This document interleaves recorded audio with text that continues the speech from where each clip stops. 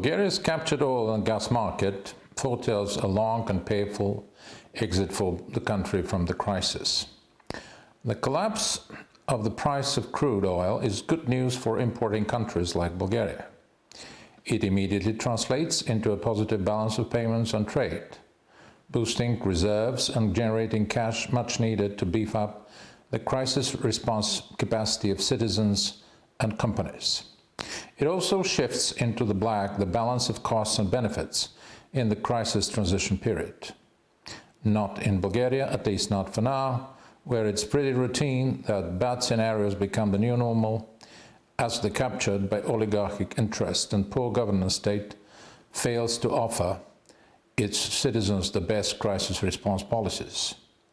A combination of blocked institutions, mediocre governance and grand corruption reduces the capacity of citizens and companies to choose the optimal trajectory of risk management. The situation in Bulgaria's oil and gas sector provides an elucidating example. The price of crude oil and its derivatives is falling all over the world. In Bulgaria, however, the captured state has produced a fuel markets model overseen by the Prime Minister in agreement with key oligarchs, which deprives Bulgarian fuel customers of between Bulgarian levels 600 million and 1 billion each year. 2020 makes no exception. This represents a lost crisis cash buffer, critically important for consumers to survive and compete in this most difficult of times. Looking at the example of US and German government anti-crisis measures, worth tens of billions of dollars and euros aimed to help the economy remain afloat and rebound, it becomes ever more frustrating that the Bulgarian companies and consumers are left on their own while being ripped off. Not only will companies and individuals be spared the support from the Bulgarian government, sustaining jobs and incomes, but even the boons emerging in the global oil and gas markets are substantially contained as an effect. Few would trust the Bulgarian government's capacity to conceive and implement a comprehensive anti-crisis strategy. More pray doesn't, as the current policy paradigm would translate into more public funds ending up with the oligarchy, this closed entourage of privileged individuals. Bulgarians are again at the losing end with the recent developments in the oil market. Lukoil's control of the local refinery, which continues to transfer profits to the mother company, not paying any profit tax for more than 10 years, is not the sole issue at stake.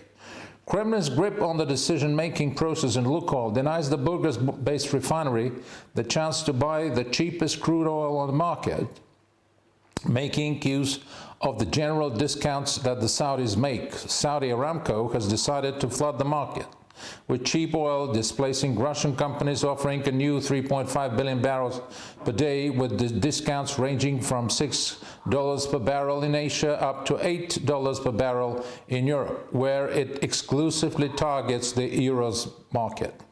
That is, if the National Revenue Agency in Bulgaria accepted for accounting purposes as a fair market value the price of Saudi oil at $26 as the baseline, the Russian company would have had no choice but to translate it into cheaper refined products and record profits. The Euros Med instead is $34 a barrel today. Other EU citizens and companies whose governments are not captured by Moscow and oligarchs will buy crude oil at 22% lower price. With this pool of cash remaining in their hands, Europeans are more likely to increase their competitiveness versus the Bulgarians, better responding to the crisis and exporting their goods and services. If the Bulgarian government hadn't been casting a blind eye on the abuse of monopoly and dominant position by Lukoil in the crude oil market, the trade and the current account balance would have improved by 2 billion leva just by importing Saudi oil. Another billion leva would have remained with the individual and industrial consumers in savings made down the value chain in the fuels market. These savings could have helped anti-crisis and adaptive measures. The case in the natural gas market is identical. In essence, the widely acclaimed price of 13.5 euros per megawatt hour at which gas export sells natural gas to Bulgargas is an average 4 euros or 30% above the hub prices in Europe. Several US and EU companies are trying to sell cheaper than Gazprom gas, but guess what their chance of success is in a captured market? Once again, badly needed resources in critical times leave Bulgarian companies as citizens, those funds leave for Russia and for oligarchs' deep pockets.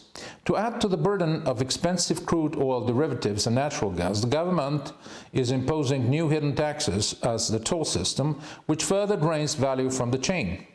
The black swan mix of captured market, lesser resilience in times of recession, and the coronavirus epidemic spell gloom, further limiting Bulgarian chances to rebound from the last place in the EU, using the crisis as a springboard for future growth and prosperity. The question remains, will sour relations between Saudi Arabia and Russia reflect on the Balkan Stream project, where the Saudi Arkat company plays a proxy role screening Gazprom's master control? I will review this tomorrow. Thank you.